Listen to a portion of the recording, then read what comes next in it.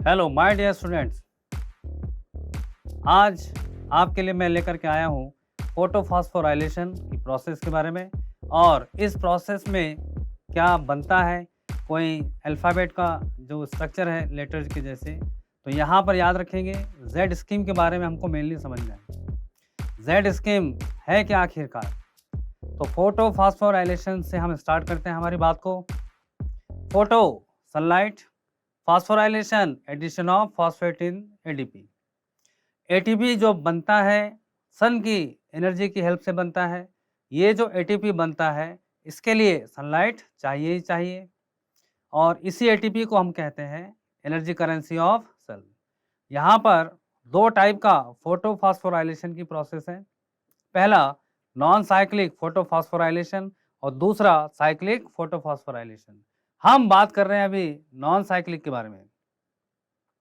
Non cyclic photophosphorylation का मतलब हुआ कि एक बार जहां से इलेक्ट्रॉन रिलीज होता है वो इलेक्ट्रॉन लौट करके सर्कल में वापस से वहां पर नहीं आता, कहीं और लॉस्ट हो जाता है। तो इसको हम बोलते हैं नॉन साइक्लिक। और साइक्लिक में जब कोई इलेक्ट्रॉन कहीं से रिलीज होगा, निकलेगा और घूम करके वापस उसी जगह पर उसी मॉलिक्यूल में आ जाता है। तो आज हम लोग बात करेंगे जेड स्कीम के बारे में। जेड स्कीम के लिए हमें नॉन साइक्लिक को समझना होगा। तो हम देख सकते हैं यहाँ पर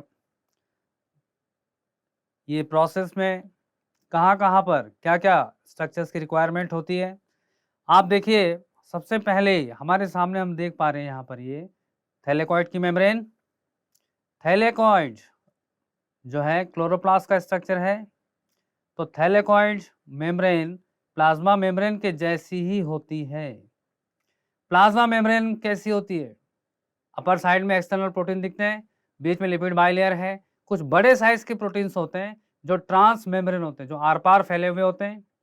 तो थैलेकॉइड की जो मेम्ब्रेन है उसमें ये प्रोटीन सपोर्ट करते हैं इन पिगमेंट्स को। यहाँ पर सनलाइट सबसे नेसेसरी पार्ट है।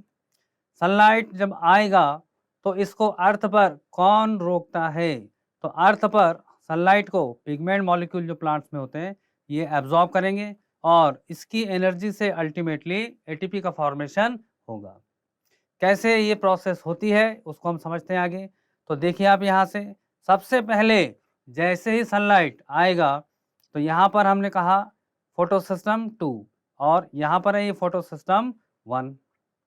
क्या है photo system 1 and 2?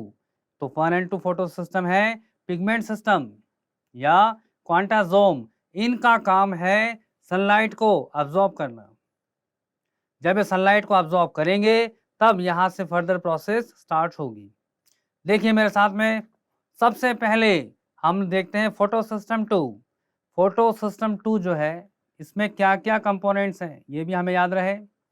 Photo system 2 में होता है light harvesting complex plus reaction centre molecule. Reaction centre molecule always किसका होता है? ये क्लोरोफिल ए का एक ही मॉलिक्यूल है। फोटो सिस्टम 2 में इसकी रेंज होती है 680 नैनोमीटर। इतना ही लाइट अब्जॉर्ब ही कर सकता है। इसी तरीके से फोटो सिस्टम 1 की अगर बात करें तो फोटो सिस्टम 1 में भी लाइट हार्वेस्टिंग कॉम्प्लेक्स है, रिएक्शन सेंटर है, पर इसका रिएक्शन सेंटर 700 नैनोमीटर लाइट को अब्जॉर्ब करता है। एग्जैक्ट यही वेवलेंथ अगर मिलेगी तो इलेक्ट्रॉन्स रिलीज होंगे। तो यहाँ पर भी ये क्लोरोफिल ए ही होता है। याद रखिए, जो पिगमेंट सिस्टम का मॉलिक्यूल होता है, जो LHC होता है, इसके अंदर लगभग 300 to 400 पिगमेंट मॉलिक्यूल्स होते हैं। सबसे पहले सबसे बाहर यहाँ होते हैं carotenoids, then xanthophylls, then chlorophyll B and centre में लास्ट में एक ही मॉलिक्यूल होता है दैट इज क्लोरोफिल ए। ये जो मॉलिक्यूल है क्लोरोफिल ए का ये सेंटर में प्रेजेंट होता है पिगमेंट सिस्टम के। जब ये पिगमेंट सफिशिएंट लाइट अब्जॉर्ब करेंगे अल्टीमेटली रिएक्शन सेंटर तक पहुंचेगा लाइट और रिएक्शन सेंटर से इलेक्ट्रॉन्स रिलीज होते हैं। जैसा ही इलेक्ट्रॉन निकला यहाँ से रिएक्शन सेंटर से, हम कहते हैं कि फोटोसिंथेसिस की प्रोसेस स्टार्ट हो गई। इलेक्ट्रॉन निकलने का मतलब हुआ कि वहां पर सन की एनर्जी पहुंच चुकी है सेंटर तक और क्लोरोफिल ए रिएक्शन सेंटर के आउटरमोस्ट ऑर्बिटल से इलेक्ट्रॉन बाहर चला गया। अब इलेक्ट्रॉन कहाँ पहुंचा? तो ये इलेक्ट्रॉन पहुंचता है अल्टीमेटली फियोफाइटिन नाम के एक मॉलिक्यूल पर। क्या है फियोफाइटिन? तो फियोफाइटिन क्लोरोफिल ए ही होता है, बट इसके अंदर मैग्नीशियम एब्सेंट होता है, तो एक कलरलेस क्लोरोफिल ए होता है। अब फियोफाइटिन जुड़ा हुआ है फोटोसिस्टम 2 के साथ। अब प्रॉब्लम ये है कि यहाँ से इलेक्ट्रॉन साइटोक्रोम के लेवल पर हमको पहुँचाने हैं, तो कैसे इसको यूज़ किया जाए? देखिए यहाँ पर जैसे धीरे-धीरे लाइट पहुँचा, देन ये इलेक्ट्रॉन निकले यहाँ से रिएक्शन सेंटर से, फियोफाइटिन ने एब्जॉर्ब कर लिए। पहला इलेक्ट्रॉन एक्सेप्टर पीएस2 का कौन है? फियोफाइटिन, बहुत कॉमन क्वेश्चन। देन यहाँ से इस इलेक्ट्रॉन को फर्दर कौन ले लिया? किसने लिया? प्लास्टोक्विनोन। तो प्लास्टोक्विनोन जो है ये इलेक्ट्रॉन के साथ साथ प्रोटॉन को भी लेता है और ये बन जाता है PQH2। याद रखिए बच्चों, PQH2 का मतलब हुआ कि यहाँ पर जो प्लास्टोक्विनोन है ये प्लास्टोक्विनोल बन गया और एक ही हाइड्रोजन कैरियर है पूरे सिस्टम में, दैट इज प्लास्टोक्विनोन। इलेक्ट्रॉन तो उसने ले लिए पहले ही यहाँ से पिगमेंट से, और प्रोटॉन या H प्लस स्ट्रोमा से ले लिए। जितना भी पोर्शन आप देख पा रहे हैं ये सारा स्ट्रोमा है, मैट्रिक्स है सारा क्लोरोप्लास्ट का, और PQH2 के पास में बाहर से H प्लस आ गया, अंदर से इलेक्ट्रॉन मिल गया। अब ये लेटरल मूवमेंट करता है और अपने इलेक्ट्रॉन साइटोक्रोम B6F को देता है, और साइटोक्रोम B6F आने वाले बाहर के जितने भी H प्लस थे उन्हें ल्यूमेन के अंदर पहुंचा देता है। ये ल्यूमेन क्या होता है? एक नया वर्ड हमने यूज किया।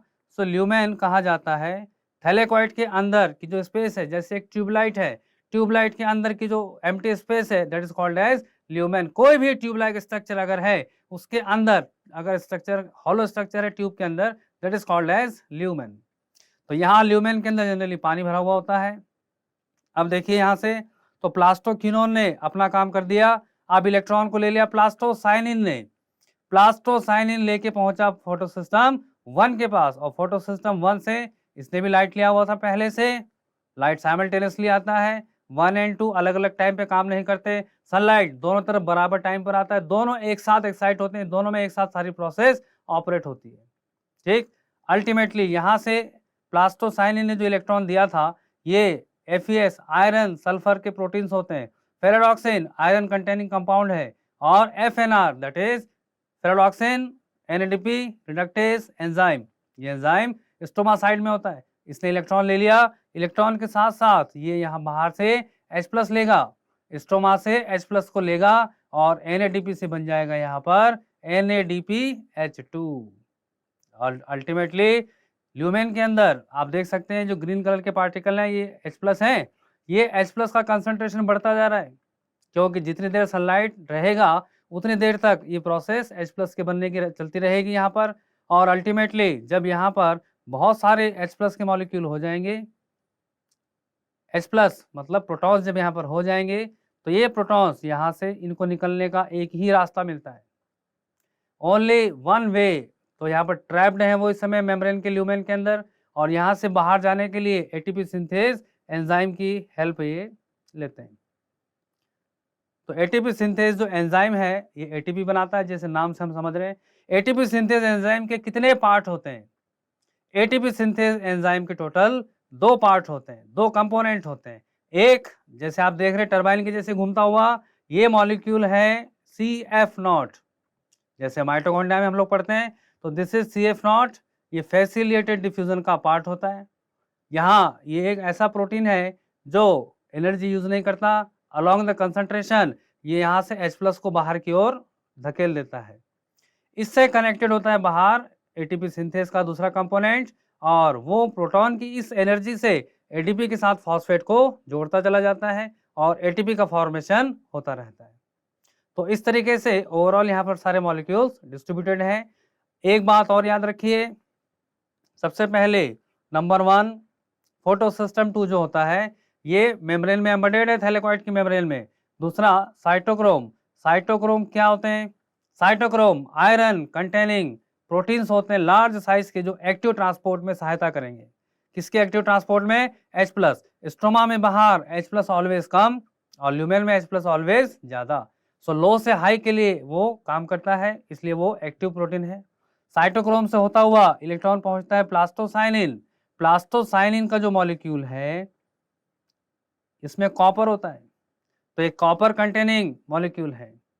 प्लास्टोक्विनोन, ये क्विनोल्स होते हैं खाली, तो इसमें अलग से कोई एलिमेंट जुड़ा नहीं होता है। अच्छा, इसके बाद में आप देख सकते हैं यहाँ पर, तो प्लास्टोसाइनिन का जो इलेक्ट्रॉन था ये अल्टीमेटली ले लिया किसने? रिएक्शन सेंटर ने। PS1 का जो रिएक्शन सेंटर है उसको इलेक्ट्रॉन किसने दे दिया? प्लास्टोसाइनिन ने, और उसका इलेक्ट्रॉन तो पहले ही रिलीज होकर के बाहर जा चुका था। तो अब यहाँ पर हम समझने की कोशिश करते हैं कि क्या यहाँ पर फोटोसिस्टम 2, साइटोक्रोम पंप और PS1 दैट इज फोटोसिस्टम 1, क्या ये मूवमेंट कर सकते हैं? नेवर। ये तीनों जो स्ट्रक्चर्स हैं, photosystem 2, then cytochrome pump and third photosystem 1, ये तीनों एम्बेडेड हैं, हिल डुल नहीं सकते अपने प्लेस पर, इसलिए यहाँ पर मोबाइल कैरियर्स का रिक्वायरमेंट होता है। प्लास्टोक्विनोन इसका सबसे इंपॉर्टेंट पार्ट है कि प्लास्टोक्विनोन हाइड्रोजन एक्सेप्टर होता है, इसलिए हाइड्रोजन एक्सेप्टर होने की वजह से ये इलेक्ट्रॉन्स तो लेता ही लेता है, साथ ही साथ जो स्टोमा में H+ हैं ये उनको भी साथ में अब्सॉर्ब करता है। तो हाइड्रोजन कैरियर है, एक्सेप्टर है, और ये आगे बढ़ता है साइटोक्रोम पर। साइटोक्रोम इलेक्ट्रॉन की एनर्जी यूज करता है, एटीपी की नहीं करता, अभी एटीपी बना ही नहीं है। तो साइटोक्रोम B6F का जो डाइमर है, यहाँ से जैसे ही प्लास्टोक्विनोन पहुंचता है हाइड्रोजन लेकर के, तो इलेक्ट्रॉन तो साइटोक्रोम में रुक जाता है, लेकिन जो H+ होता है वो H+ यहाँ से होता हुआ अंदर ल्यूमेन में आता है। ऐसा होने से स्टोमा में H+ कंसंट्रेशन हो जाता है कम और ल्यूमेन के अंदर H+ हो जाता है ज्यादा। थैलेकॉइड की जो इनर लाइनिंग है मेम्ब्रेन की, ये H+ के लिए, प्रोटॉन्स के लिए इम्परमेबल होती है, इसलिए जो H+ है बाहर नहीं जा सकते। अब यहाँ से अगला साइटोक्रोम B6F से इलेक्ट्रॉन लेता है प्लास्टोसाइनिन, जो ब्लू कलर में जैसे हम बोलते हैं कॉपर का, उस टाइप से। तो प्लास्टोसाइनिन से अल्टीमेटली इलेक्ट्रॉन पहुंच जाते हैं फिर FAS, आयरन सल्फर प्रोटीन होते हैं, फेराडॉक्सिन, FNR क्या हुआ? फेराडॉक्सिन एंटी रिडक्टेज एंजाइम, वो भी स्टोमा के H+ को कम करने का काम कर रहे हैं NADPH2 के अंदर उसको इन्वॉल्व करके। तो अल्टीमेटली यहाँ ल्यूमेन के अंदर बहुत सारा H+ है, बाहर नहीं है, जाने का एक ही रास्ता है, ट्रैप डोर के जैसा। एक ही रास्ता कौन सा है? तो दैट इज यहाँ पर जो हम देख पा रहे हैं टरबाइन के जैसे घूम रहा है स्ट्रक्चर, तो इसको हम बोलते हैं CF0, कपलिंग फैक्टर 0, और बाहर जहाँ ATP बनता है that is coupling factor 1, CF1। F0 F1 के जैसे तो ATP सिंथेस के दो कंपोनेंट्स हैं, जैसा NCERT कहती है ATP सिंथेस के दो कंपोनेंट्स होते हैं। एक कंपोनेंट उसका है CF0 जो फैसिलिटेटेड डिफ्यूजन का प्रोटीन होता है, लार्ज साइज का, अंदर प्रोटॉन का कंसंट्रेशन ज़्यादा बाहर कम, इसलिए पैसिव ट्रांसपोर्ट होता है, और इसके साथ कनेक्टेड होता है बाहर ATP सिंथेस का दूसरा एंजाइम का पार्ट, तो वो साथ साथ घूमता है और बाहर ADP और फॉस्फेट को मिला करके ATP बनता है। आप याद रखिए ATP बने चाहे NADPH2 बने, पर बन करके दोनों के दोनों स्टोमा में ही रहते हैं, बनते भी स्टोमा में हैं और उनका यूज भी स्टोमा में होगा। तो मेरे ख्याल से बात हम समझ पा रहे हैं। यहाँ पर अगले स्लाइड में हम देखते हैं कि इसको Z स्कीम का नाम कैसे दिया गया, इसको Z स्कीम क्यों कहा गया प्रोसेस को।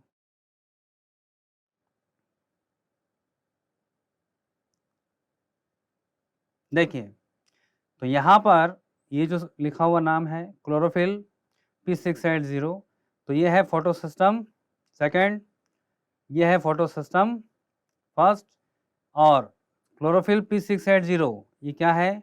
This is the reaction centre. यहाँ पर भी ये क्या है? Reaction centre. आप देख सकते हैं यहाँ पर दोनों रिएक्शन सेंटर्स की पोजीशन में थोड़ा सा चेंज है, कि चेंज क्यों आया, कहाँ से आया? हम एक शब्द यहाँ पर देख पा रहे हैं, रेडॉक्स पोटेंशियल। तो इलेक्ट्रॉन वोल्ट में इसको मेजर किया जाता है। रेडॉक्स पोटेंशियल में जो जिनका रिडक्शन इजीली होता है, जो रिड्यूसिंग नेचर के होते हैं, ये माइनस में होते हैं, इनकी वैल्यू नेगेटिव में होती है, और जो जितना जल्दी ऑक्सीडेशन कर लेता है, तो ऑक्सीडेशन वाले जनरली बॉटम की तरफ रहते हैं।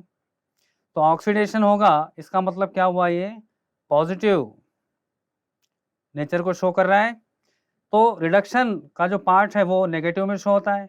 तो जैसे ही यहाँ से ऑक्सीडेशन की जो प्रोसेस है, तो इलेक्ट्रॉन बाहर निकले PS2 से पहले, ये इलेक्ट्रॉन कहाँ पहुँचेंगे? अल्टीमेटली यहाँ से ये पहुंचते हैं एक्साइटेड क्लोरोफिल P680 से थियोफाइटिन के लिए। तो pheophytin it is the first electron acceptor of photosystem 2। Pheophytin से plastoquinone, cytochrome B6F, then plastocyanin, इसमें भी याद रखना है।